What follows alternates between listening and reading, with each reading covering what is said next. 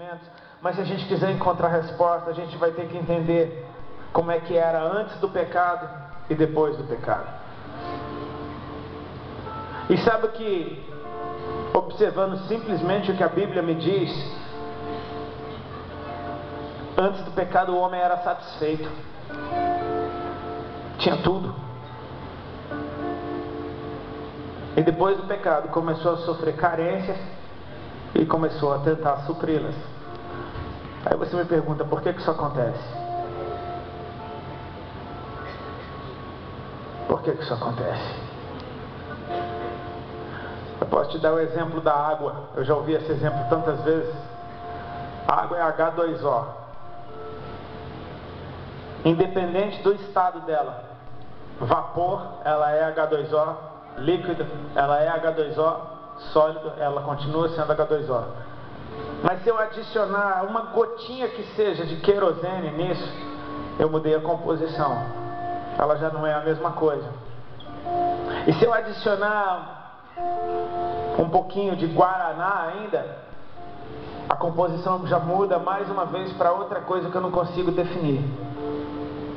E as impurezas vão entrando e vão transformando, adulterando a composição original.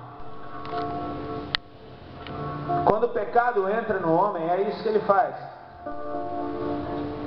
A sua natureza parece que vai mudando, você vira uma pessoa diferente, você começa a querer coisas diferentes, começa só a sentir alegria com umas coisas que antes não faziam a menor falta. Antes de fumar maconha, você nunca sentiu necessidade de fumar maconha, não é verdade? Essa necessidade só vem depois que ela entrou na sua vida. Aí eu vou entender que por dias e dias e dias e anos e anos e décadas e séculos e milênios, o homem vem se sujando, vem se sujando, vem se sujando, até que ele não sabe mais qual é a natureza original dele. Então a gente simplesmente reage e vive pelo estado que nós encontramos. E se eu estou feliz, a minha carência é de uma coisa. Se eu estou triste, a minha carência é de outra coisa. Se eu conseguir o que eu queria, a minha carência vai ser de outra coisa. E eu nunca vou me satisfazer porque eu nunca sei o que eu quero. Eu preciso fazer uma escolha. Eu preciso aprender a diferença entre a carência do estado que eu me encontro e qual é a carência da minha natureza. Qual é a carência do estado que eu me encontro e qual é a carência da minha natureza. Porque se eu tentar suprir a carência do estado que eu me encontro, eu nunca vou encontrar satisfação. Se eu quiser satisfação, eu vou ter que descobrir qual é a minha natureza e descobrir qual é a carência dessa. Antes do pecado, o homem tinha Deus, cara. Tinha a presença todos os dias. Ele fazia o que ele tinha que fazer. Ele cuidava do jardim que ele tinha que cuidar. Ele desempenhava a sua função, mas todos os dias, ao cair da tarde, Deus vinha passear com ele no jardim. E sabe o que acontece depois do pecado? Esse relacionamento foi cortado.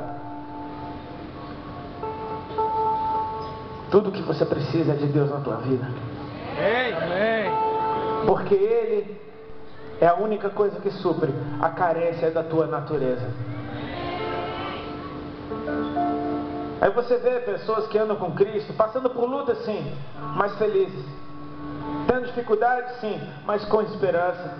Tendo problemas sim, mas não se desesperando e buscando sabedoria para resolver esses problemas. Não é um mar de rosas? Claro que não. Mas eu tenho satisfação. Porque encontrei a carência da minha natureza e o que supre ela. E é Deus.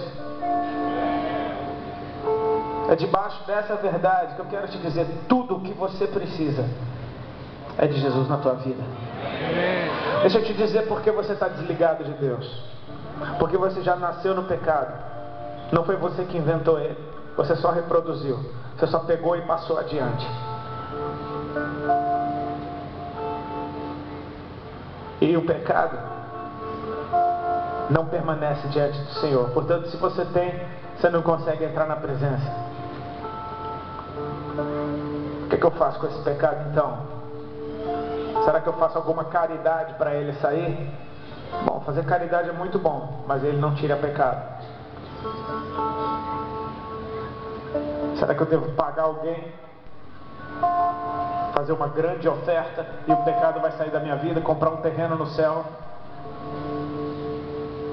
Não vai adiantar nada. Vai ficar duro e com seu pecado. O que eu faço, cara? Jogo ácido na minha carne para ver se sai o pecado? Não tem nada nesse mundo que tira. Mas Deus é perfeito. O amor dele é perfeito. Tudo muda, tudo está em transformação, menos ele. E eu vou te dizer, não é porque ele é careta, é porque ele é perfeito. Se é perfeito, ele não precisa mudar. Então esse Deus perfeito fez um plano perfeito para você. Ele enviou o Filho dele, que é Deus, veio em forma de homem, viveu essa vida sujeita às mesmas tentações que você. Em tudo ele foi tentado e em nada ele pecou. Então aquele homem santo, de repente, ele escolhe se entregar como sacrifício. Mas não seria um sacrifício qualquer. O pecado do mundo inteiro tinha que estar nele. Então ele vai orar. E o pecado do mundo inteiro, todas as maldições, todos os espíritos de vício, de prostituição, tudo começa a ir para cima dele, porque a Bíblia diz que ele levou sobre si todos os nossos pecados e as nossas maldições. O castigo que nos traz a paz estava sobre ele. O sofrimento é tanto que ele começa a suar gotas de sangue.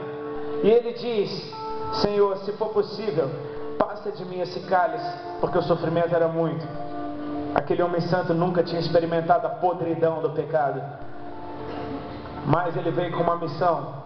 E ele não termina a frase assim, ele diz: mas que não seja feita a minha vontade, mas a sua. Então esse homem se entrega como o pior de todos. O pecado é castigado na sua carne, ele apanha muito, ele é crucificado no meio de bandidos, e ele não murmura, porque ele sabe o que ele está fazendo. Ele ora por aqueles que o puseram ali e diz: Pai, perdoa porque eles não sabem o que fazem. Mas o sofrimento pior ele ainda não tinha experimentado. Ele ainda sentia a presença de Deus.